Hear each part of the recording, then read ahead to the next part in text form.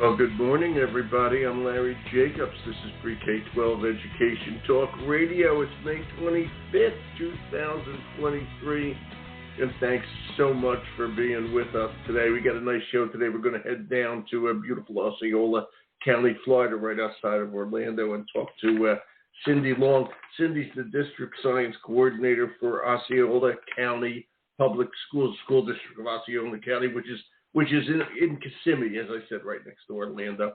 And we'll be talking about how they've created, they're continuing to create an EdTech ecosystem, particularly in science education in Osceola County Schools. It's going to be an interesting show, and I look forward to talking to CYNDI about it. Okay, so it's really good stuff. And the interesting part of it is, and I love this part of education, Florida has its standards. I did a show a few months ago, maybe 2 months ago, with Texas and their standards in science, and I think it's important, okay, that everybody realize that science education, all education in every department is different in every state. All right, and for the companies in education to develop the products they need for every state is really important. This show, I hope to show up with my good friends over at Discovery Education, because to me this is very important, how the industry has to react to different standards within different states. So I think it's really going to be a fun show, how they're doing it in Florida, in Osceola County, in this case in particular. Discovery has created some EdTech products for the state of Florida in particular, and you can extrapolate that out to any state that you want to. It's really kind of interesting as we go through this. This show is going to be archived, as we always do, over at ace-ed.org. That's ace-ed.org.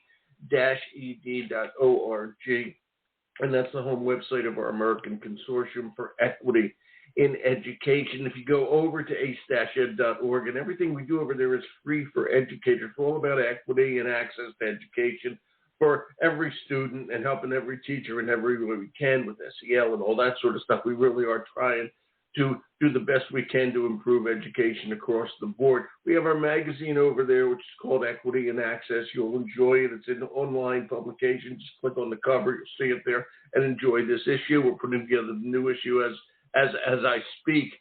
All right. All the podcasts are over there. This one will be as well. You'll see the icon. Also, we have the icon for our awards program, and this is important. We're very proud of this.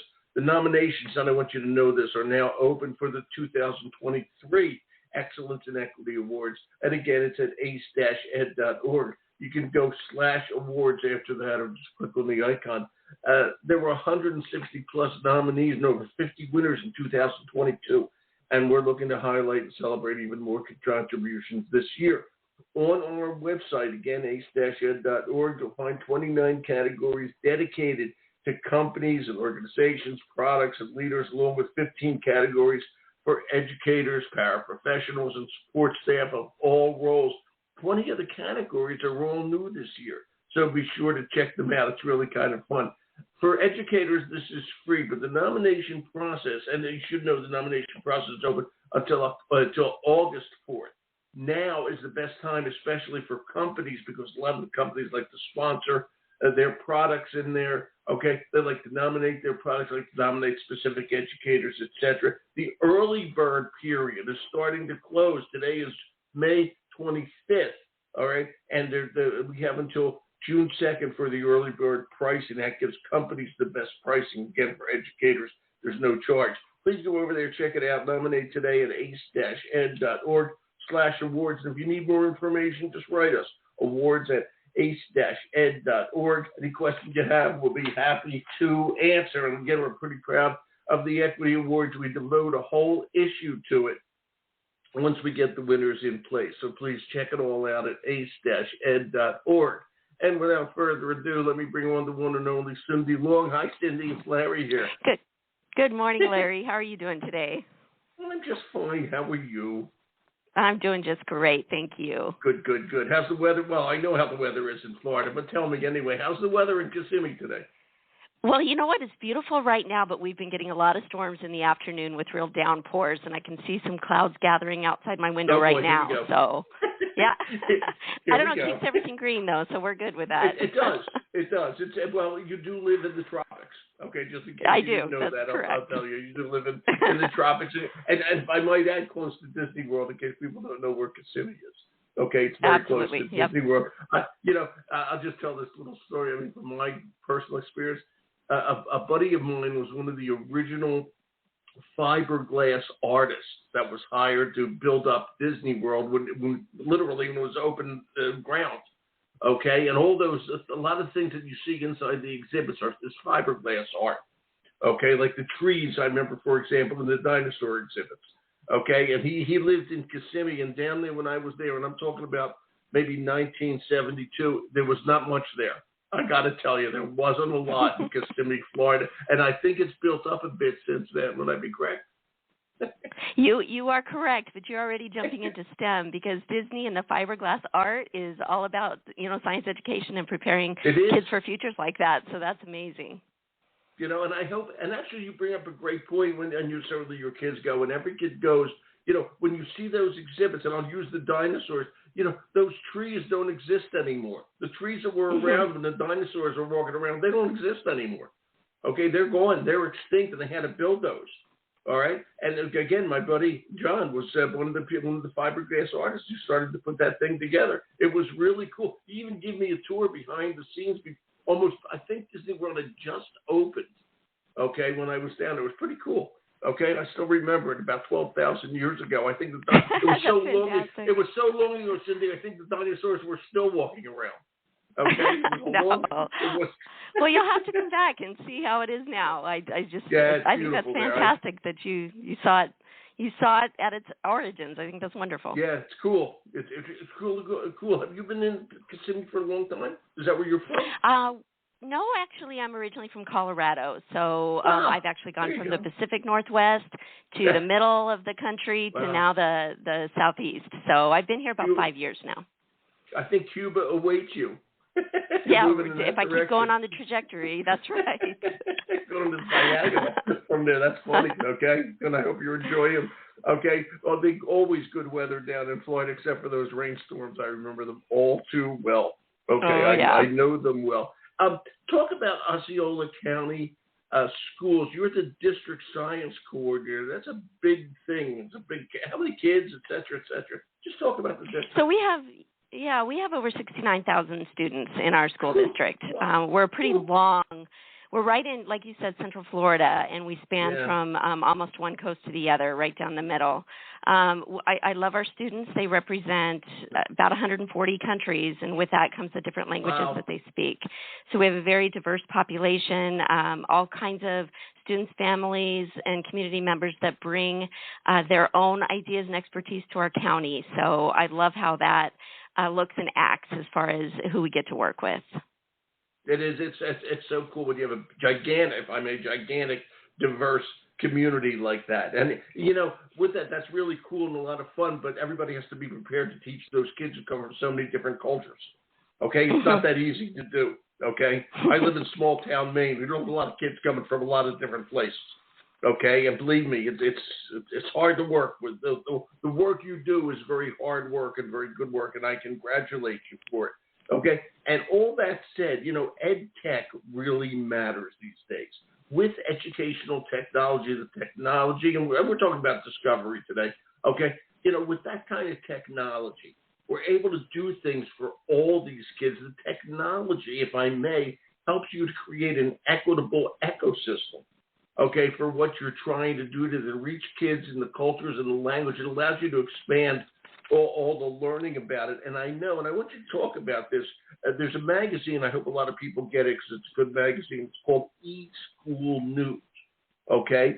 And you wrote an article recently, Cindy, yes you did, about harnessing EdTech, okay? And I think this is key to drive deeper student engagement in science, okay? And just talk about your article for a second and how you're doing that, because, again, you have to excite kids from different levels of economic backgrounds, okay, and different cultures. You want to get every single one of them excited about science, okay, which I think is really important to do.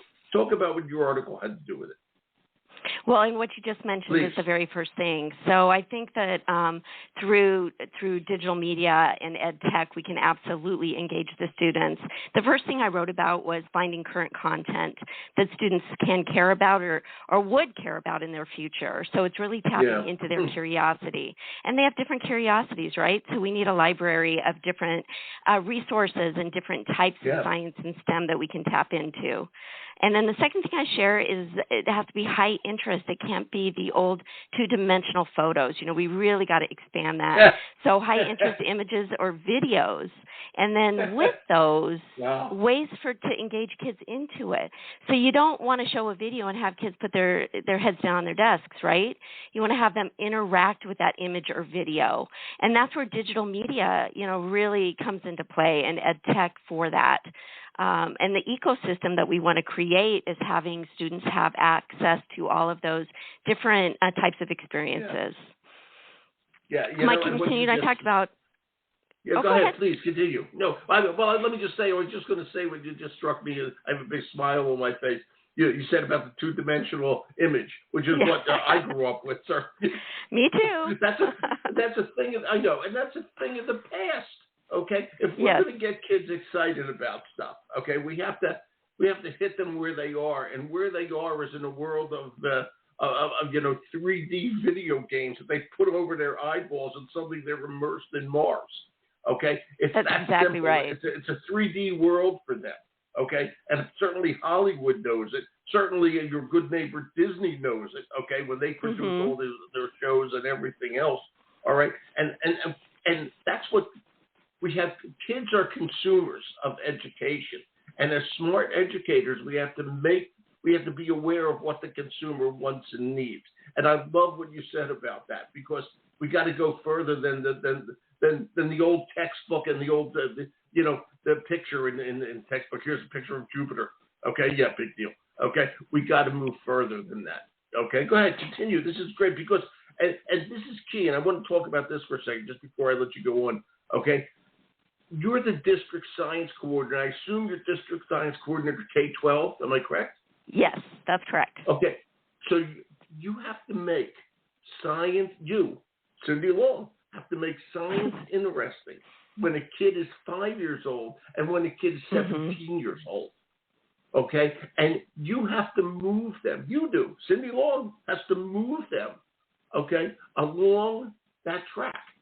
Okay, and keep their interest high. That's why I think what we're talking about, it is an ecosystem. Go ahead, Cindy, finish up. Continue about all the tools you put together. Yeah, I love it. It is, and it's really maintaining that interest because, right, when they enter school when they're 5, they've already got that curiosity. And so it's just about maintaining that curiosity and pushing them even further to ask questions. And, when they're 17, they've already lost the interest. So it's just maintaining it from year to year. And, that's exactly what we do. So, and then giving students the opportunity for the page to come alive. And they can do that through interactives where they have kind of control over what they're manipulating and what they're doing.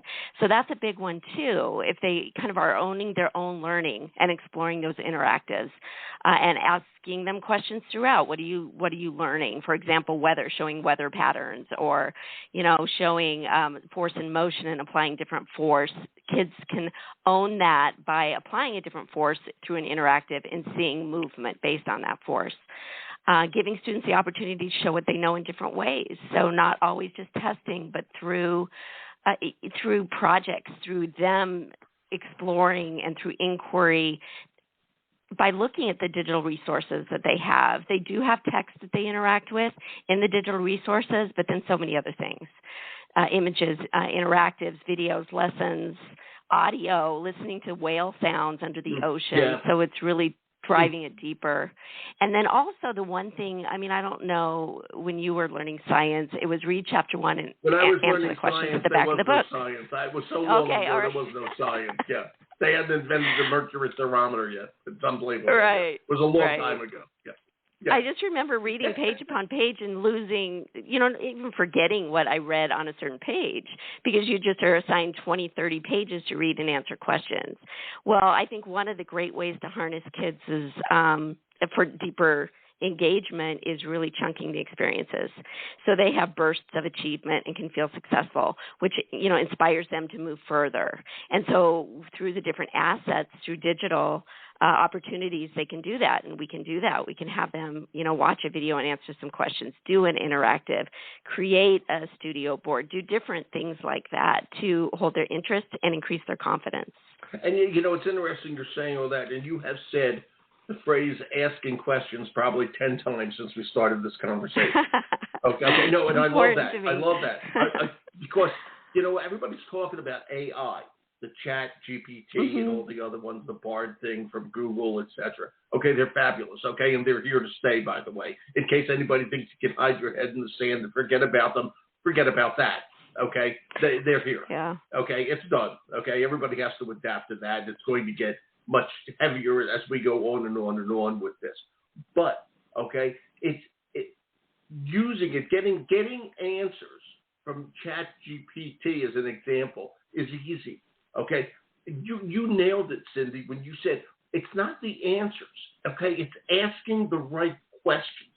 If we can teach people to ask the right questions, okay, then that ChatGPT is not for cheating, okay? It's not for anything like that. It's to take everything that we know, all the knowledge, so to speak, and answer the right question. And if we can teach kids all through school to ask the right questions, that engages them.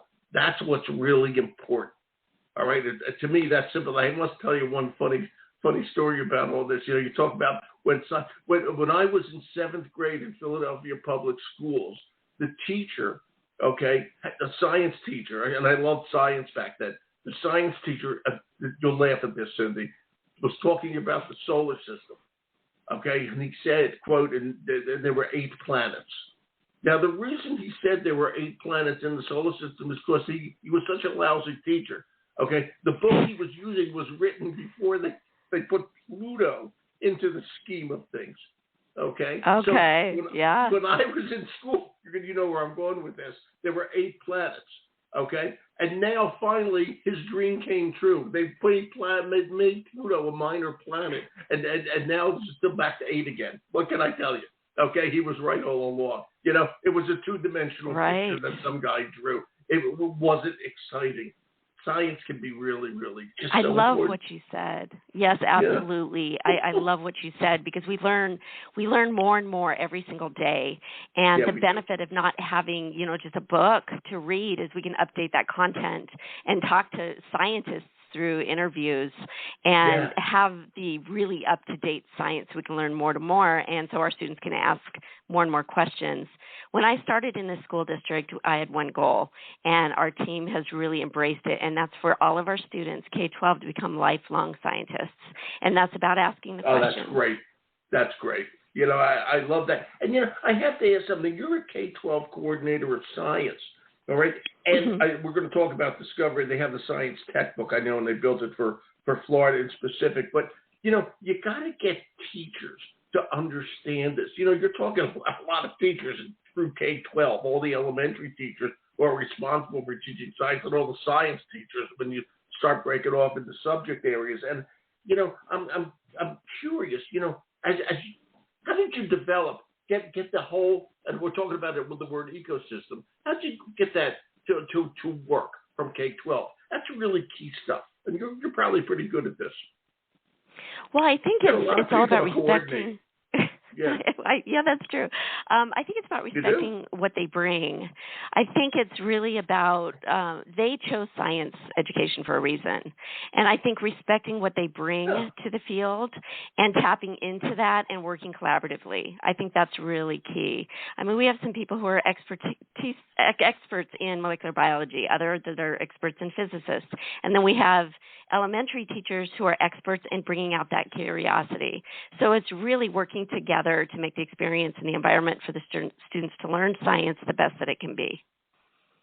Yeah, and respecting those teachers is amazing. And Cindy, I got to ask you something, but you're going to die laughing.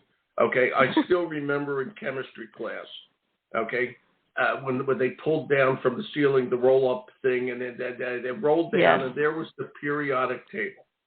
Okay, to this day, I do not understand the periodic table. It makes no sense to me because it was, quote, if I may, one-dimensional. Okay, it literally made no sense to me at all, and frankly, the way it was taught, it still doesn't. And I must ask you a question. Okay, when you use something like Discovery Education's textbook, okay, if I had been able to see the periodic table in 3 dimensions with electrons and neutrons and atoms and all that sort of stuff, okay, it would have made a difference in my understanding of chemistry. Okay, I couldn't even make water. If you gave me hydrogen and oxygen, I couldn't even make water. Okay, because it was impossible for me to make the connection in the way my brain works between a one-dimensional chart and literally solid objects.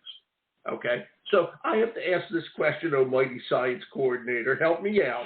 Okay, is it easier to understand the periodic table these days? Okay, with something like the science textbook, which gives that 3-dimensional point of view, than it was for little Larry in 8th grade. Cindy? Absolutely, absolutely, because I learned it the same way you did. I think I had one element that I knew because it was assigned to me as a research project, but we know our students all learn in different ways, right? And so I think that if they learn in different ways and there are different resources that they can tap into to learn the information and teachers can facilitate this, it's so much more powerful. So I think, bringing the periodic table alive, showing what the elements do, what they're used for, and then the structure by drilling down into the molecular structure of them with the atoms through videos and things like that. I mean, there are so many different assets in Discovery Education that help with that. Like I said before, the videos, the interactives, different lessons that are already created, activities where students can really model what it looks like by becoming an element in the periodic table, and anything else. I think that it's like the world is opening. Discovery Ed opens a door to students that they didn't even know was closed. So it's a beautiful collection of assets for students to learn the very best that they can. It really is. And what you said again was so important. Every kid learns differently. All right. And some people, like me, I might add, learn more visually. Okay. And I don't easily make that connection between the one-dimensional chart and how an atom works and how they bond, et cetera, et cetera. My mind doesn't make that connection easily. I certainly understand that happens now that I'm an adult, but that D in chemistry, it didn't help. Okay, because it wasn't taught the way I learned. Okay, and you can extrapolate that out to your 69,000 different kids. They learn 69,000 different ways. Okay, but when you have a tool, okay, and I'll use it again, like the textbook. Okay, it allows the child to see things the way they need to see it. Okay, and that makes all the difference in the world. Okay, it's not just that flat piece of paper, and that's the only way they're showing it to you. The kid can manipulate it. They can make it work. It shows it the way they need to go. Am I right or wrong? You're absolutely right. And that's amazing. When we go back to the EdTech ecosystems, we even have many ecosystems within our classrooms because those teachers get to know those students and how they learn. And so they can set up learning for those students through the textbook that really addresses their learning style. Yeah, it's just so important. So each classroom may look different, right? Yes, they do. And the teachers have to recognize that. But the other thing is the industry has to recognize that. It's the industry that creates the tools that the teachers use. They have to be very aware of what's going on in classrooms. All right? They don't create the stuff out of the clear blue sky. Okay? They have to know what's going on, and then they make the product that works. All right? And the teachers have to be able to use it. It's just such a symbiotic relationship. Okay, and it's just so important to do. I wanted to ask you this, and this I don't know. Okay, you're down in Florida, and you've been, you said you were from the Northwest, and you were in Colorado, and every state, as I mentioned at the beginning of the show, it is very, very different. Okay, I'm just curious, just you know that everybody knows that. Okay, especially these days, if I may. But just point out, if you can find one thing you can think about it. The science textbook that you use from Discovery, is built for Florida education. Now, they can build it for any state. I did a show about them with Texas. Okay, and by the way, the Texas standards, the Florida standards are always huge, the California standards, et cetera. Okay, but just talk about what might be different in Florida that I don't know what would be different from somewhere else. If you can just think of one thing in there. I don't know how to ask that question any better. Well, the Florida standards, we have the state academic standards for science, and they are very similar to national standards in one area, and that's the disciplinary core ideas. And so the core ideas in science are similar. So for specifically when we write curriculum unit plans to help guide our teachers, they're standards driven. And then when you match it to Discovery Textbook, the science textbook, you can definitely find the specific standards that align to the state. So we are addressing the standards directly and specifically with the different assets that students can learn. So it works very well to be able to really match it up to our needs in the state. Yeah, it's so darn important. And again, because here we very much believe in industry voice. I know the industry very well. Okay, and the industry, is very proactive when it comes to education. A lot of people see the industry, okay, it says as a sales call. Okay, that's not the way it works. Okay, they're very proactive in terms of understanding education, understanding what each state needs. Okay, and creating the right products and services, discovering. And a lot of educators, they see the sales rep come in, and they think that's it. That's not it. Okay, somebody up in Maryland a team of people in Maryland sat there and threw into the science textbook everything that would make sense for Florida, everything that would make sense for Maryland, and everything that would make sense for Kansas. Okay, and they have to be aware, of what's going on. I think it's really important. I want to talk to you about this. We talked about ChatGPT. We're talking about the Discovery Ed Science textbook. Okay, where are we on all this? Where's it all going? How do you see all this ed tech in the future as a science coordinator? I think that we have to be discerning, and we have to learn with the people that we work with. I mean, all of the stakeholders, like you mentioned, I have to learn with my teachers. I have to learn with my leadership and my administrators about what's coming down the pike. And then what we do is we see the benefits of it. So we look for what works for our school, our classrooms, our teachers, and we make it even better. And so I think it's just using the tools in the best way possible that we can. And I have been thinking a lot about the chat GPT, and how that impacts science education in general. So I think we just continuously think, talk to each other, and figure it out together. I really do. I think that there are benefits, and the things that we've seen come through already have made learning so much more accessible to our kids. I mean, I was just thinking about our kids being able to go to the tundra on the virtual field trips and see polar bears. Well, that's not in their environment. That's not something that they can do every day. So these tools just increase learning and opportunity for our kids. Yeah, it really is. And, we're all going to get used to, as is, I might add, Discovery, okay, and every other company out there, putting AI, okay, artificial intelligence, okay, into everything we're doing, because that's the way of the world. We can't fight it. I'm 4 million years old, and I can't fight it. Okay, it's here. All right, and we're gonna have to make it. We're gonna have to make it work. And frankly, all the professional development and all the teacher education is going to have to start incorporating this into the pedagogy of learning. Okay, it's going to be a whole a brave new world, if I may. Okay, it's pretty interesting. I got to tell you, and that's the key. It's not scary. It's interesting, and we just got to make it happen. So and I think just talking and communicating. I think just talking and communicating with each other to figure it out together is the best way to move forward. And that's the key, is to figure it out together. Okay, we're not. Believe me, every science coordinator, okay, in every district in the country, every teacher is trying to figure out what to do with this. Okay, and it's all going to work out. It always does. Yeah. Okay. Just don't. I always say, people, if you want to know what's going on with AI, watch Terminator 3. Okay. No, that's there we go. Bad one. That's a bad one. Or the Jetsons. Okay? So the Jetsons actually work. All this. Yeah. Right. Right. Yeah. It's just just amazing. You know, and your school year, is it done? It's got to be very close to done right now. Next week. Our high school graduations are this week, and so next week it's done. I can't believe it. It has gone very quickly this year. Yeah, well, and then Florida goes back in early August, if I remember, maybe in late July, maybe. When do you go back? I hate to bring that up. August 10th. August 10th is our first day for students. Yep, teachers come back on August 3rd, so, Yeah, so it's not there yet. You got to enjoy your whole summer, okay? You got 2.5 months off.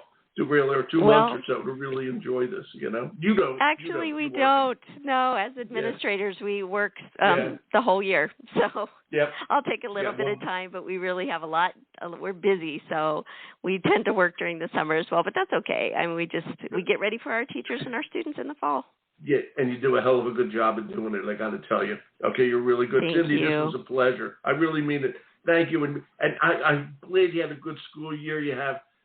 I know you don't have the summer off, but enjoy the time without the kids when you can really settle in and get it all done. Okay? Thank you, Cindy. I really appreciate it. Thanks. It's good to talk to you. Get that umbrella ready for this afternoon. It's going to rain. I will do it. I've got it right here. Thank you. Thank you. All right. Bye-bye. Thanks. Bye-bye. Thank you, Cindy. That was Cindy Long, District Science Coordinator of a 69,000 student district, the school district of Osceola County in Kissimmee, Florida. And I got to tell you, okay, to coordinate science for a school district that big is not an easy job, okay? And that's the beauty of EdTech, if I may. Okay, it's going to make learning better and make administration easier. And we're a little bit specific to the Discovery Education Science Tech book, this one which they developed for the state of Florida, but it's everywhere. Please check it all out at Discovery Education. I got it linked here if you want to learn more. Okay, you'll see it right up there where it says go here. Click through. All right, we'll archive over at ace-ed.org. Please see everything we do, and we are ending the, the early bird special for companies for nominations for the Equity Awards, but they are open through July and August, and please see what we do. We'd love to honor you, your colleagues, etc., as an Equity Award winner. My name is Larry Jacobs. This is Pre-K-12 Education Talk Radio. Thanks for listening.